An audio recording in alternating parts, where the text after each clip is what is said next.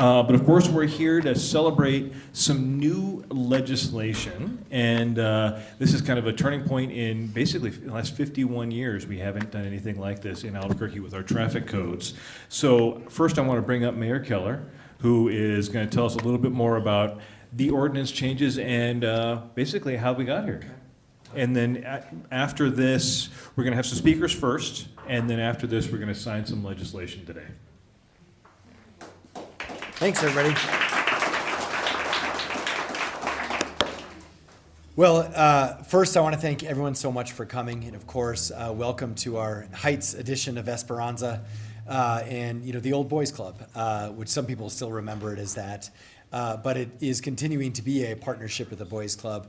But most importantly right now for about a year, we've had this Esperanza location open and doing the amazing bicycle repair and teen and middle school engagement that Esperanza does. And I think we're going to have a fair amount of speakers here. I'm just going to sort of give an overview in the beginning. And I want to first acknowledge, of course, that this is in many ways a celebration of a law that we need. But I think that part about that we need, obviously, is in honor of Kayla.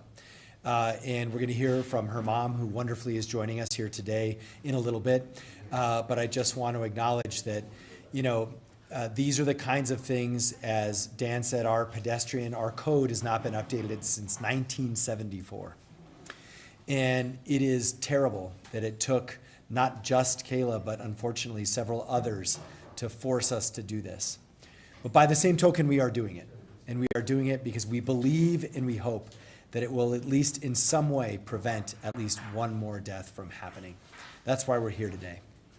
Now, this particular law is also the work of a lot of people who are here. So just in general, whether it's the bicycle community, Bike ABQ, and the advocates that are here, thank you for not giving up. Thank you for trying, and also just productively moving forward. And so just a round of applause to everyone at Bike ABQ.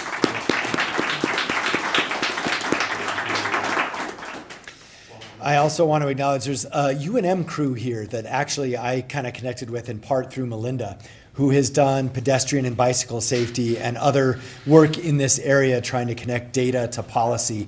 And I want to thank everyone who's part of that. In general, they're kind of in this neighborhood. So a round of applause to all the UNM team. Now, what we learned from these groups is that our outdated laws essentially don't really reflect how people actually get around today. And especially with much more bicycle and pedestrian traffic as our city has grown, and also how just in general the sort of role of the car has changed in urban cities all across America. Unfortunately, slowly in western cities like Albuquerque, but nonetheless has evolved. And there were gaps, and still are gaps, all over state law with respect to bicycle and pedestrian safety, but also in city ordinance. And that's what we cleaned up a lot of here today. Now, what this law actually does in summary is a couple of things. And this was one that I know Melinda mentioned to me when I first talked to her, is the ambiguity about what to do at a crosswalk. That is now, there is no question. The answer is if you see someone, you stop. That is the answer. Believe it or not, that was not true until we changed this ordinance. Also, there's issues around like even what you're supposed to do at a hawk light, which is ridiculous. It's a flashing red light. But believe it or not, we didn't have the laws that actually support that you should stop.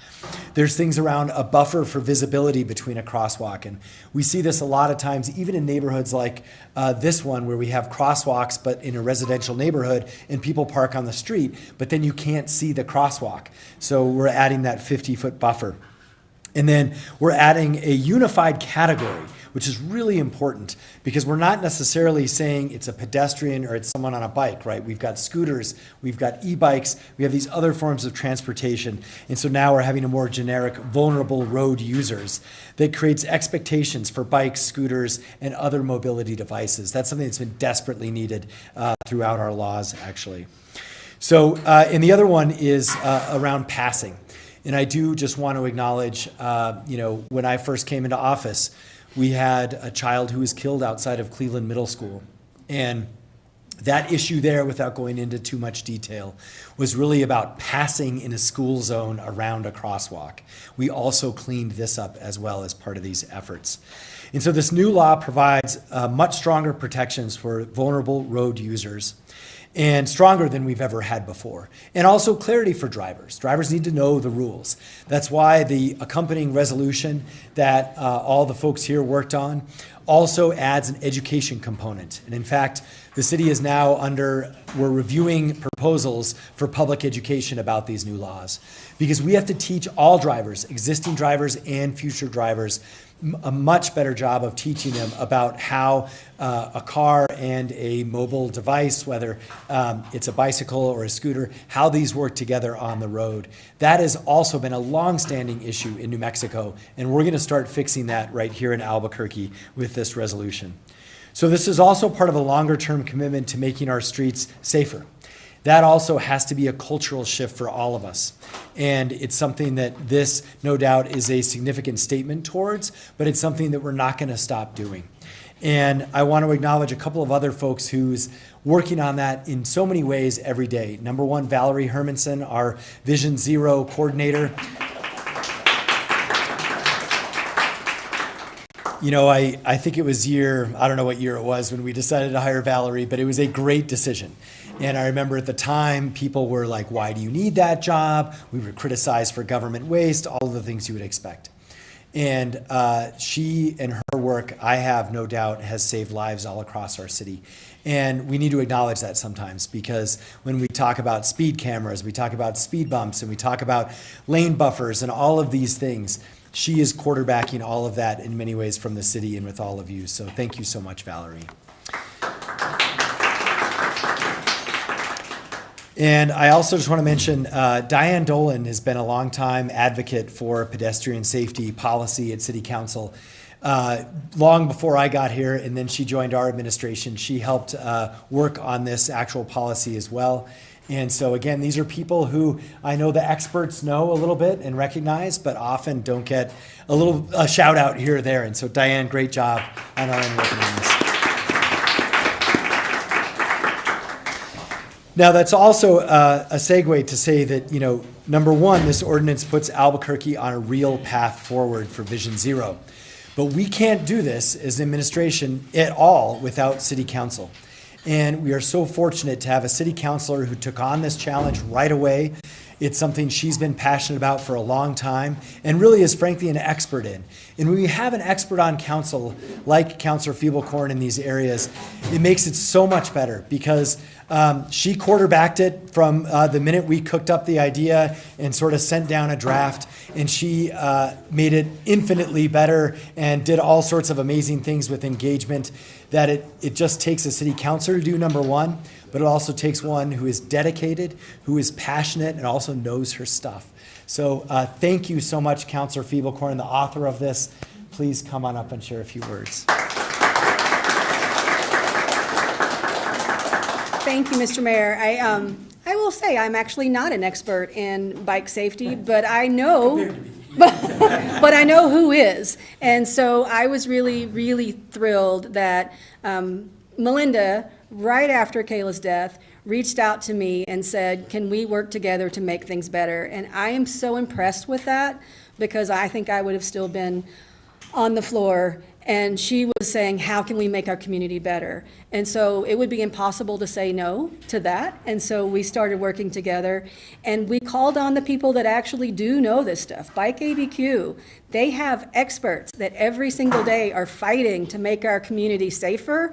And so we listened to them. What a novel approach, right?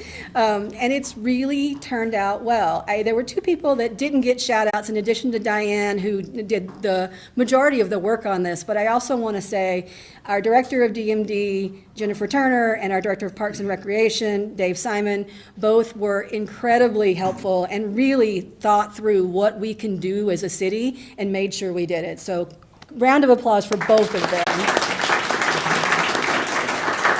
So I want to just point out a couple of things about this legislation that I think is important, in addition to all the things that the mayor talked about, which are kind of, quite frankly, should be no-does, right? Of course you should stop if you see a human being of any sort trying to get across a road. you should stop. If you see a flashing yellow light and there's a person there, you should stop. If you see a hawk signal with a flashing red light, you should stop. And I'm really sad that it took making legislation to make that click in people's minds, because obviously everyone has a right to use the roads and use the roads safely to get wherever they're going. And with this legislation, it's the first step towards that.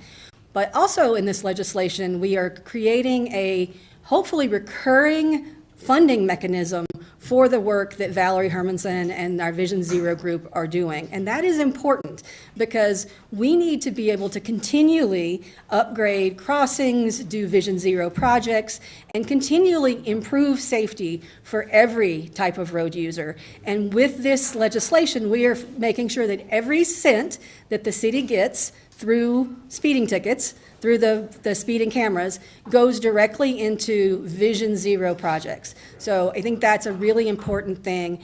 I also want to thank the working group, in addition to the folks that the mayor mentioned. The working group that we pulled together also had Senator Sadia Lopez, Senator Bergmans, and Representative Parajon on it, and they are thinking through ways that we can help with the state changes that are so desperately needed, including one that would allow us to keep more of the money that we make from those speeding cameras for our local Vision Zero projects. So that is hugely important, and we have such supportive state legislators. We're very lucky to have that. So again, I just want to thank Melinda for putting your faith in the team and letting us work together to make this a reality. I'm very excited about the future with this project and seeing how that education and outreach campaign comes to fruition.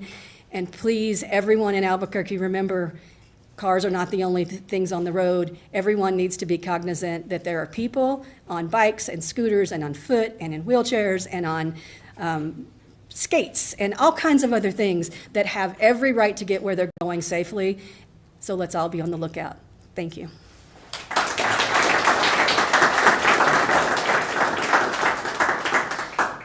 Thank you so much, Counselor. And actually, she teed up wonderfully our tag team of directors that I want to also thank. But just note that, you know, the city is obviously run and managed by 7,000 people.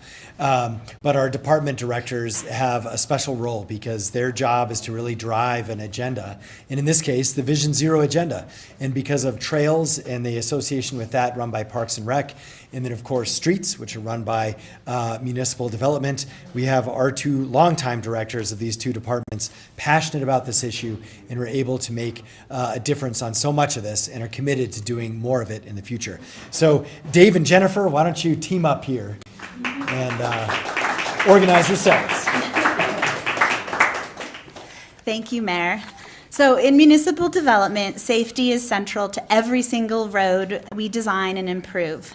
And today is a little more special than most because first, I want to really thank Melinda from just the bottom of my heart. From 3 months ago, we all stood at the Han Arroyo by Carlisle and we heard your call to action and that we needed to do better and we needed to do more to protect all cyclists so that what happened to Kayla never happens again.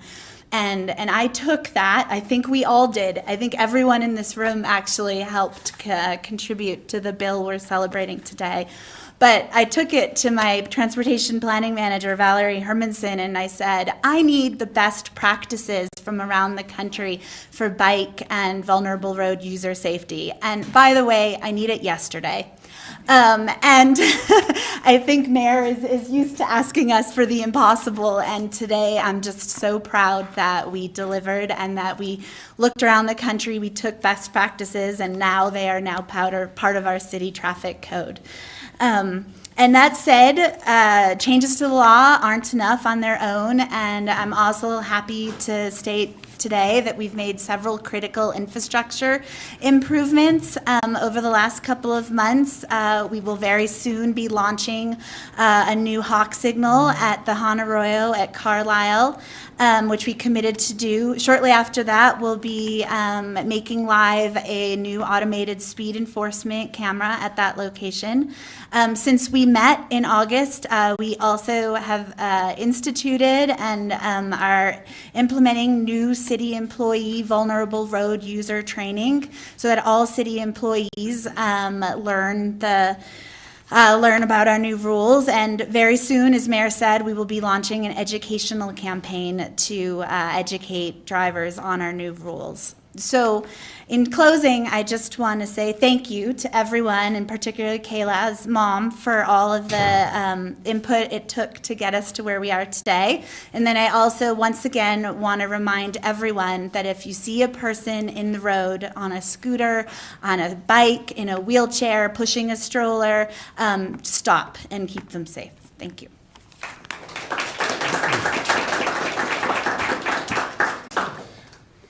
Thank you, Jennifer. And, I think anybody who's ridden a bike in Albuquerque knows, particularly if it's a little breezy day in March, that it's often really harder to ride solo. It's a lot easier to make progress when you ride as a team, when you ride together. And I think one of the morals of this successful policy effort here was the team rode together in sort of a peloton of safety advocates. And that work together has got us to this day, across this milestone. It's not a finish line, but it is a very, very significant milestone. And I just, of course, want to add my thanks to all the advocates and the players who really did the hard work and the leadership, starting, with, of course, Melinda Montoya and Mayor Keller and Councilor Fiebelkorn. It just, again, it goes to show that when you have determined, committed leadership, things really get done. And a lot of things are getting done in the city. And as a result, as Director Turner said, we're going to be implementing some best practices from across the country. And Albuquerque can lead, and we do lead. And this is the result of hard teamwork. We're in the Esperanza McKinley Bicycle Safety Education Center, where Kayla worked, so I think a couple of words about that would be appropriate. Kayla was an employee of the Parks and Recreation Department for about 2.5 years.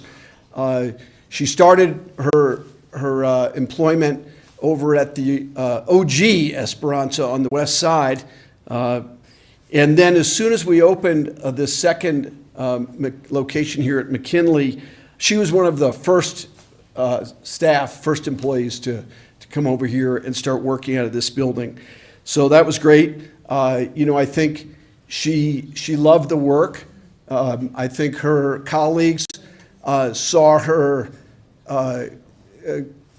absorb the work, grow very much, in the job with her experience, and she loved doing it. I think she really liked working with the clients of Esperanza, getting them on bikes, getting them mobile, and doing that and sending cyclists out into the community who would be safer. And I think that anytime she was interfacing with cyclists, she was educating about safety as well. And that would include working with the clients here at Esperanza, but also when she worked in our Safe Route to Schools program, or when she might have been doing a bike rodeo at a local elementary school. She was doing the work of safety education, which will continue in her honor here through both of our Esperanza bike centers. And we do also plan to honor Kayla's accomplishments and her presence here at the McKinley Center in due time. The Esperanza bike centers can play a really important role in this effort of implementing our new traffic code updates. Most cyclists are drivers too. And when we get them in here, we're educating cyclists and drivers. And when we get to talk to the parents of the children who are in the bike rodeo, we're educating drivers. And our staff has already helped update the city's driver training course, as well as Director Turner mentioned. So we're using our expertise in bicycles and in cyclist safety to inform and to implement the objectives of the new traffic code. And as Director Turner and the mayor had said, this is going to be part of a comprehensive program to educate all drivers and road users on the importance of safety on our roads for all. And while education is critical and usually the best way to move an issue forward, enforcement will also be very important. And I think those two efforts coming together will, over time, produce much safer roads for all users in our city. We have much more that needs to be done at the local, state, and national level. But today, again, was a very, very important milestone on that journey. I will say we want to hear some from our bicycle advocates as well. So Patrick Martin, the president of Bike ABQ, is here. So Patrick, why don't you come on up? And I do think we want to hear from Melinda as well. So why don't you come on up at the same time? And I'll just say that it's kind of obvious. It takes great parents to raise a young woman as great as Kayla, and Melinda, you're a great mom. So.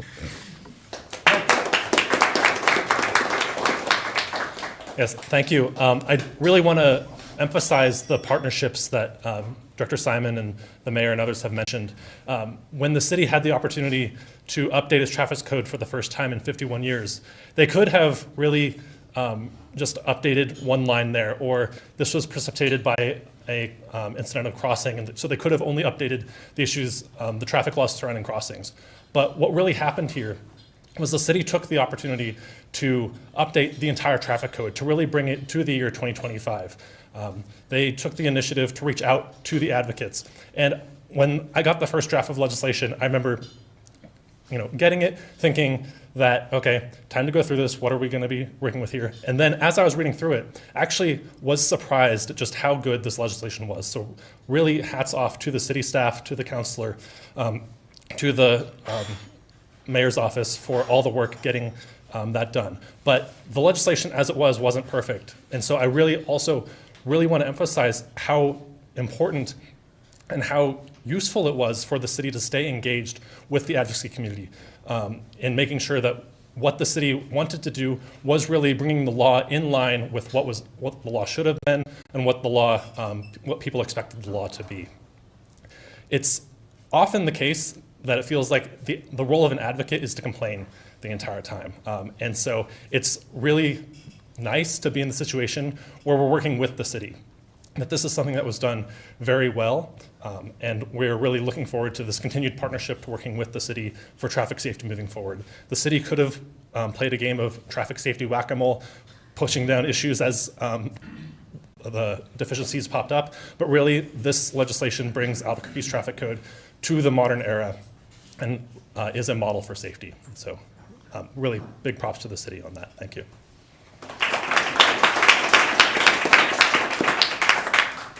Well, thank you so much, Patrick. And now, graciously, Melinda, Kayla's mom, is willing to share a few words. And I also just want to personally thank her for, her courage and grace after what she's been through, and no doubt will have to process for a long, long time. In spite of all of that, she was willing to help us. And I think most importantly, help others who need these kinds of safety laws as they cross our street. And she never wavered from the first time I talked to her. She was very clear that we needed to update several things and make some changes, and has just been an incredible partner going forward. So on behalf of everyone who is a vulnerable person on a street, and also our city, thank you so much, Melinda, for what you helped us accomplish today. Thank you.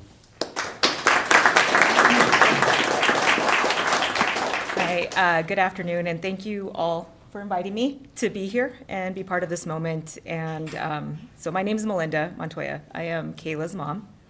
On July 22nd, a Tuesday kind of like today, my daughter Kayla decided to schedule time here at Esperanza, not to work, but to tinker on a new bike. She was still on summer break, and her focus was really on self-care before the start of a new semester at UNM. She was only 19 years old, so on her way home, she was crossing the Han Arroyo crossing at the Carlisle Del Mar with her new bike, a crossing that she crossed countless times when she was struck and killed by a driver who did not see the stopped cars or the flashing lights. That day changed my life forever, but it also revealed something really important. Our traffic laws did not protect all road users, and they did not reflect the realities of how people move through our city. So I want to use a little bit of time just to remind everyone who Kayla was. She was a cyclist, a hiker, a lover of the outdoors, and all crawly things. I mean, there was nothing that she didn't love. And she was someone who believed deeply that everyone deserved safety, dignity, and kindness. She survived a childhood brain tumor, and she faced more medical challenges than most people do in a lifetime. And through it all, she remained soft, loving, and brave. She also believed that a bicycle represented freedom and agency. She believed that we could do hard things in this world, and she believed that we can make the world a better place through compassion. Today, almost 4 months since she passed, Albuquerque is taking a major step towards doing exactly everything she believed in. This updated code ensures that all vulnerable road users, cyclists, pedestrians, our disabled community members are recognized and protected. Crossings at multi-use trails are treated as real crosswalks, no more ambiguity. Drivers must stop and cannot pass a vehicle stopped at a crossing, so situational awareness is going to be essential. And our public education efforts will match the seriousness of our shared responsibility to keep one another safe. This change will not bring Kayla back in any way, but it will protect others, and it will prevent other tragedies, and it will save lives. So I absolutely am thankful for Tammy Feeblecorn for taking the time to see me days out of Kayla's passing. And I want to thank all the council members for supporting this ordinance and resolution. I also want to thank Mayor Keller for recognizing the need for change in that moment. And I also want to extend my heartfelt gratitude to Dave Simons, our Park and Recs manager, who vowed to take action to make a change in honor of every member of his team that was lost to a driver. And I want to thank every community member, every family member, every cyclist, walker, parent, neighbor who has stood with us, spoken up, and helped carry Kayla's vision forward. Kayla believed we could be better. And today, Albuquerque, you are proving her right. So thank you for honoring her life through action and helping ensure that more families get to see their loved ones come home safely. Thank you.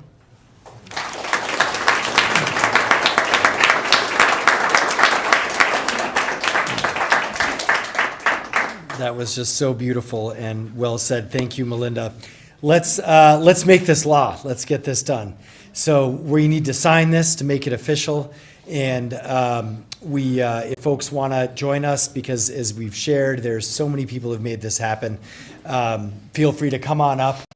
Tammy and I, Counselor and I, are going to sit next to each other and make this real today here in Albuquerque and going forward. You guys can scoot around too.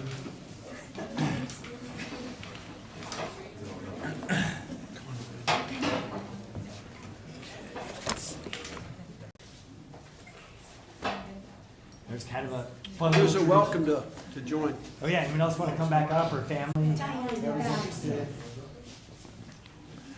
Yeah, anyone that wants to come to stand behind here, please come on up. We have a few. There's a tradition in bill signing to have a commemorative pen, so we have extras if anyone wants to take one. We'll set them over there. Okay. All right. And also, I'll just highlight there are 2 of these because of the education piece, which Counselor wisely put in. And so, is it the 18th? Yes. It is. Yes. November. Yeah, there we go.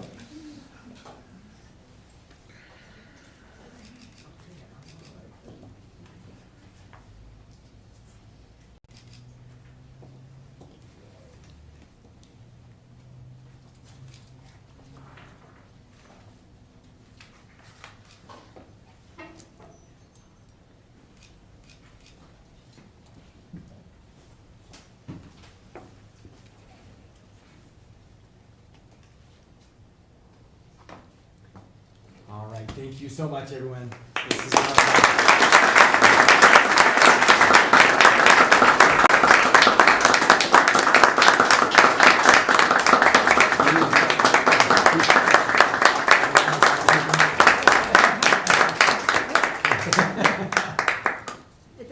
Our ceremonial light bell. There we go. Thank you all so much for coming. Thank you. All right, and Josh, don't lose those. Yeah. There you go. Yeah. And we have some more if you need.